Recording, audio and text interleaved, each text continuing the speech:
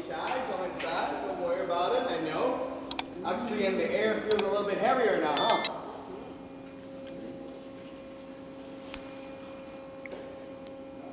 Give you a little downtime so you can take your pictures. You can get, acclimated as well, with the area. A little alcohol, being felt in the air. A little delicious white oak also in the air. Angel's share. There you go. Nice. You're gonna be my little helper right over here today. So you already know your stuff. So yes, guys, the angel share is a little alcohol that we're feeling in there. It's a little alcohol being evaporated, seeping out through the barrels and then going up to the heavens. Hence why we call it the angel share. Now you can actually notice that little angel share right there on top that is grown right there being evaporated. Don't look sad, guys. Don't worry about it. We still have a lot more in the barrels and of course outside. We're not gonna lose it all to the ceiling. But welcome officially to warehouse 3A. So this is just one of 16 warehouses where each of them can hold an average of 30 to 32,000 barrels at any given moment. This is one of the smallest ones that we have. But as you can notice, guys, all the way to the end, a lot of rum being aged right now. From 1 year to 2 years, we consider Puerto Rican rum by lot. And get this little stamp right here. These are, of course, drums of Puerto Rico, all the way to 16. In some rare cases, even 20 years of aging are going to be applied. Okay? So, what do we age? Well, we don't age this exactly right here. No, we age raw Bacardi rum, or two different bases of raw alcohol, known as aguardiente and redistillate. Okay? Now, how do we get the two bases? Well, we're going to do a quick little rum 101 because we're actually going to be seeing that journey. I'm going to go ahead and explain. It all comes down to, of course, fermentation, which is part number one. Combining the yeast, sugarcane molasses, and water, we're going to get the first base of alcohol, or wash, referred to as distiller's beer. We refer to it as a beer because it has around 8 to 10% of alcohol by volume. Guys, we're not going to sit down and crack open a can of that beer. It is highly toxic. As the name suggests, the only purpose of that beer is for distillation. Distillation happens when we take that beer and heat it up, because we want to concentrate alcohol and separate it from other harmful and diluting components like water and those heavier chemicals as well. As we do that, guys, our first base is going to be distilled or heated up once, preserving most of the flavors that came from the yeast, sugarcane molasses, and also in that beer as well. But guys, from that 8 to 10%, we're going to make the jump now to 84 to 86% of alcohol by volume. This is basically Everclear or moonshine, guys. Okay? And we're really going to notice why we refer to it like that. But this is only the heavy flavor, guys. We need the opposite now. We need a heavy alcoholic base or a neutral, light base flavor. So this base right here is going to be distilled, heated up 5 times. Each time it's heated up, it's going to lose a degree of flavor, but gain a higher degree of alcohol. By the end, 94.75% of alcohol by volume.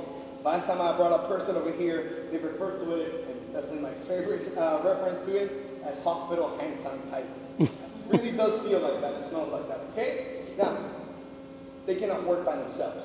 One needs the other. That is why the blenders mix the two bases after they have been properly aged, guys. And we're going to see why that is, guys. Because right over here, we'll have a batch of fresh aguardiente. What are we going to do with this aguardiente? Well, guys, we're really going to get to know it. We're going to get to try it.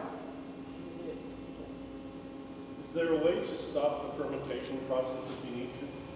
So right now, what we do is we are using 2 fermentation tanks at a time, on an average of 24 to 48 hours. That is the amount of time that the yeast takes to ferment all the sugars, and we're going to keep them completely sealed. We do have some scrubbers that are going to help us, control the pressure and control the heat inside, but we're going to keep them completely sealed because we do set the temperature at exactly 95 to 97 degrees Fahrenheit, to be more exact. But we do need to stop it.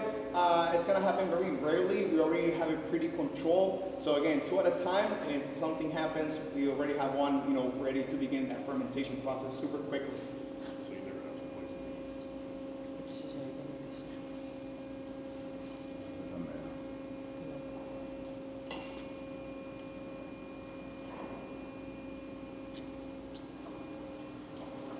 Okay, let's go ahead and get a little bit more. So guys, you can go ahead and take the glasses that are already filled. Now, This is aguardiente, very high proof alcohol. Now we're not gonna really drink it. I want you to simply taste it, okay? I don't like her face. I'm not gonna taste Yeah. Don't worry about it. You don't have to taste it. You can simply take it, smell it. Now, if you don't want to taste it, do something else, guys.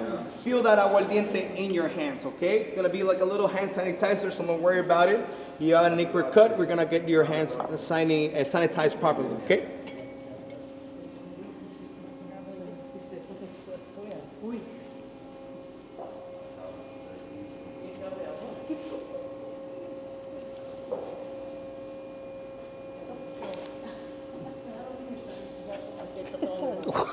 Wow.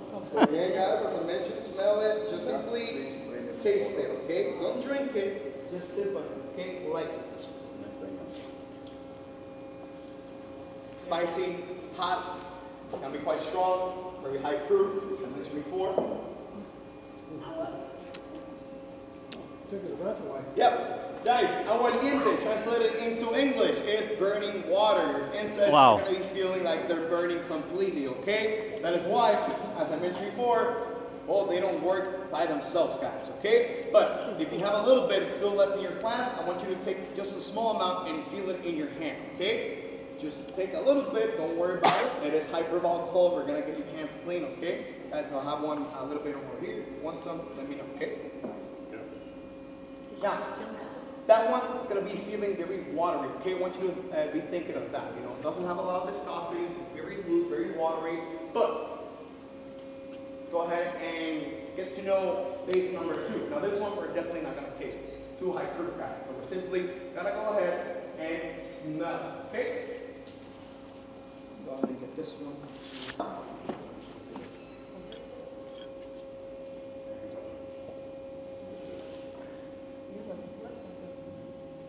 Okay, just like this. Okay, smell it and then go ahead and feel it as well, okay? Don't taste it, please.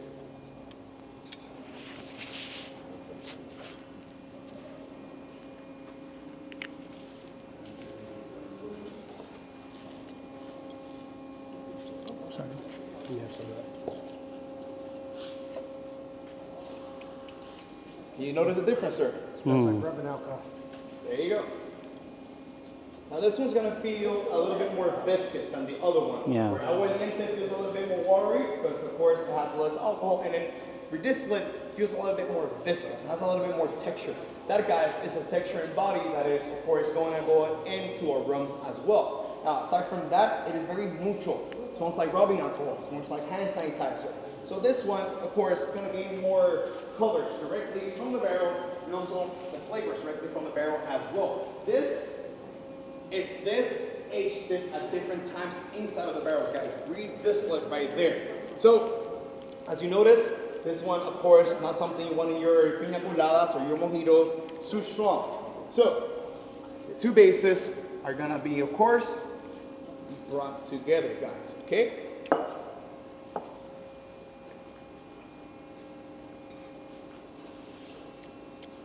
Now you're gonna notice how everything kind of comes together. Smell it lightly, okay? Not too strongly. Smells a lot smoother, a lot richer, has a lot more profile, more characteristics to it, guys.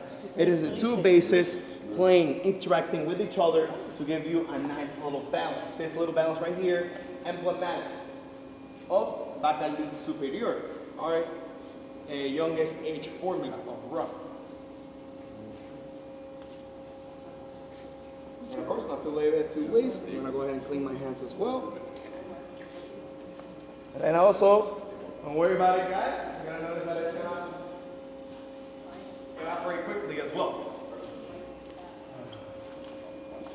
So, the two bases are gonna be, after being distilled completely, after being turned into this, are gonna be passing over to the barrels right here. Where the barrels are gonna go ahead and age your rums in two different ways, two different processes. One is called undisturbed aging, meaning that the barrels, once they enter the warehouses, are not to be moved, touched, or opened during that entire aging process. And again, that aging process takes from 1 year to 2 years, are allowed to be considered Puerto Rican rums, all the way to 16, or in some rare cases, 20 years as well. Guys, as we do that little undisturbed process, so again, leaving the barrels in the same position, unmoved, unopened during that entire time. It is the weather of Puerto Rico which is aging the rums inside in a process referred to as tropical sun aging. Mientras we decided to use barrels like this one way back in Cuba. And we decided that because white oak is very porous and the wood will first very nicely with the, and I say it like this, unpredictable weather of Puerto Rico and the Caribbean, guys. And I say it like that because even though it might look unpredictable from an outsider perspective, it's quite cyclical, guys. It does have an order right here. Now, what do we do? Well, what happens with the weather of Puerto Rico? Firstly, guys, the porosity is going to allow for the heat. Now, Puerto Rico has to get inside and expand the barrels, allowing for oxygen to sit in, which ages the rums a little bit quicker.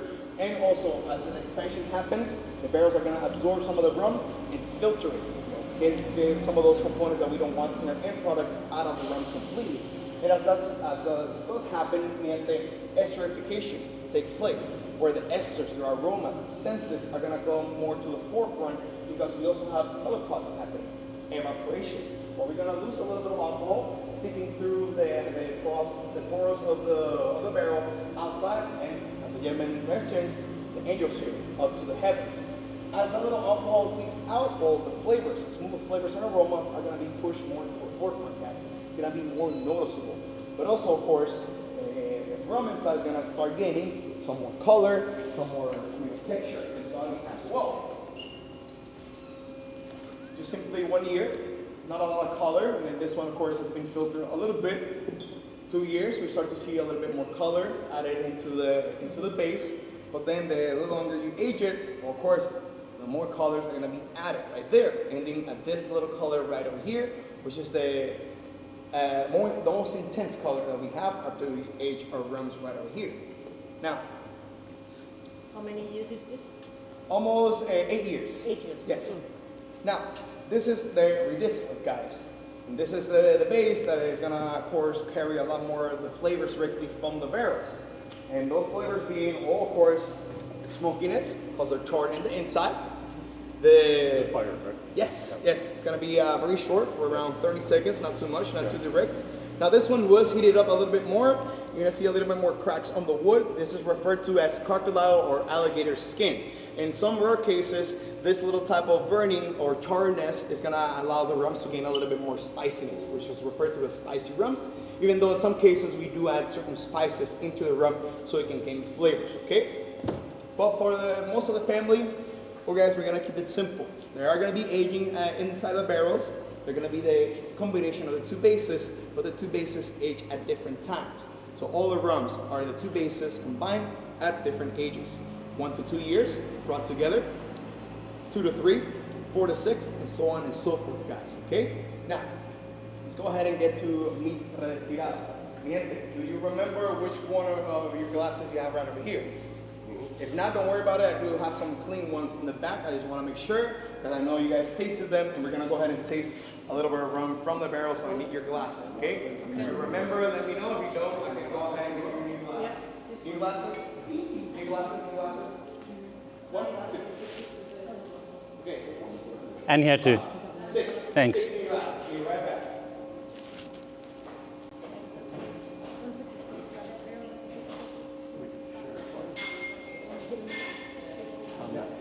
It was close. Mine was close. Put it next to yours. And yours was close. We're going to get to that. Don't worry about it. Yeah, once we get to the lounge, it's a little bit more relaxed, a little bit more chill. Anyone need a new glass? Yes. New glass? Thank you. Sir? New glasses, right? So, please guys, go ahead and make a line. If I could please have the señoritas first, of course. Make your line right over here. There we go, there we go. So put it right there. Underneath. And how long has this one been aged? So, we're debating that. I feel I have the winning number at around 9 years. 9. Yes. Okay, de allá. De allá. Fast. Right over here. Is it going to do Yes, señoritas, please. Yes. Ladies first. Ladies first. Right over here. So this is redistillate, guys. This is not blended rum. This is just a light or neutral base being aged, okay? Every single drop. There we go. Have you ever tried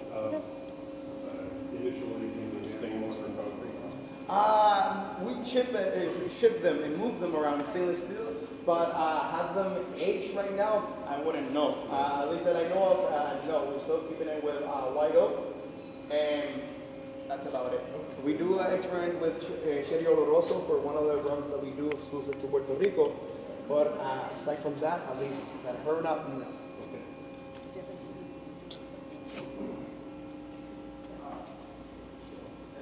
Adding.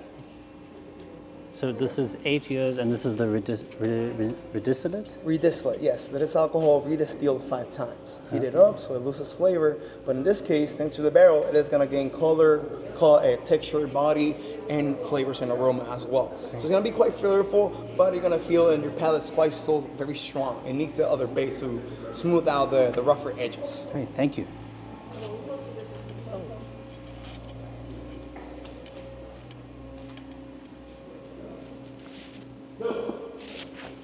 You notice it does smell a little bit easier or a lot richer, to be more exact, than it did when it was just, well, the regular redistillate.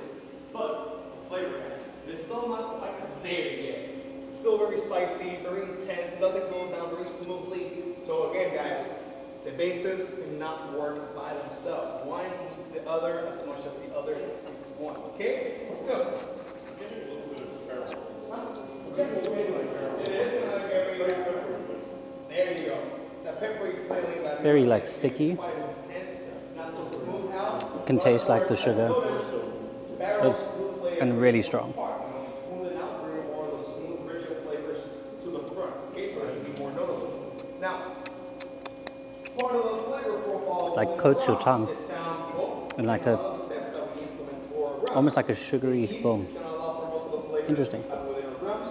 Sugarcane molasses, so it's also going to be flavors. As we know, now the barrels also play their part in giving and bringing flavors. But guys, it is also a filtration process that is going to go ahead and smooth out those rough edges within the rum. And where do we get our filtration process from? Where do we get our activated charcoal? From coconuts. Hollow coconuts are going to be empty completely, and then we're going to burn them, send them up to 300 and 500 degree temperatures. We burning them and then grinding them down into this that you find right here. Now, this one right here is going to be mostly used for agua ardiente. Because guys, agua ardiente, since it's heated up or distilled once, has a lot of heavy components, parts of the yeast, part of the sugarcane molasses that we don't really want or need in the final product. So that is going to be taken out by this little filtration process that we have right over here. Again, activated charcoal. But for redistillate, well, there are smaller particles that our eyes might not notice, so we gotta make sure. So we're gonna grind that for this a lot smoother into this right over here. Do you do that here, or is that outsourced? Yes, right over here. At least the grinding part, the coconuts already are brought over here. From where I would have to ask, but I do know we have those big bins where we go ahead and throw wood, and that is going to be processed as well. Not for the rum, but for other processes. Now,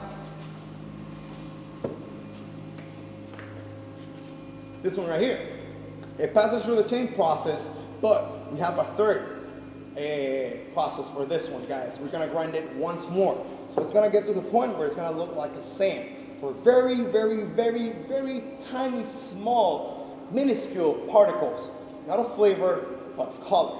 So what? To give it this distinctive light color and smooth body of Bacardi Superior Carta Blanca. That is how Facundo did it back in the day, gente. That is, of course, how we still do it to this very day right over here, guys. Okay? So, any questions? Any doubts? Do you, is all your sugarcane equity, or do you buy molasses? Outside. Sadly, Puerto Rico during the 1950s and beyond, sugarcane production over here kind of died down. So right now it is primarily Dominican Republic and Guatemala.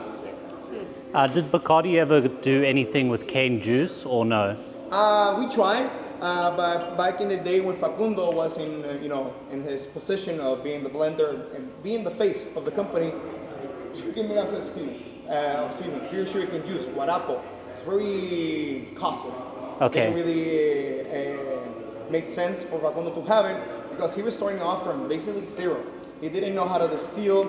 He didn't know how to produce or ferment rum. He learned it step by step. So he was using things from outsourced, from outside. People that were not using their equipment, he basically rented them. Sugarcane molasses was found all outside the Caribbean. People didn't really have a use for it. It was mostly the slaves that really discovered that yeast was still attracted to the sugarcane molasses, and there were still a very high amount of sugars to be fermented from there. And then little by little, they distilled that and turned it into rum, or as it was known in the beginning, the kill devil, or el mata diablo. It's very harsh and bitter in flavor, mostly used for medicine as a form of exercise your demons, take your demons away. When you're getting a fever back in the day, it was not viruses or bacteria, but the devil taking your soul to the inferno. So the heat you were feeling from fever was your soul entering, making its way to the infernos. And rum was used to take the evil spirits outside of your body.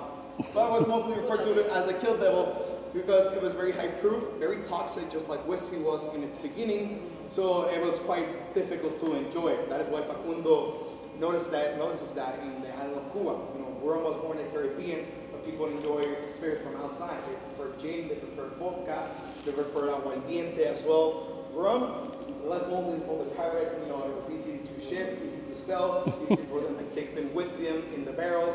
But again, they had a very magical connotation added to it. Now,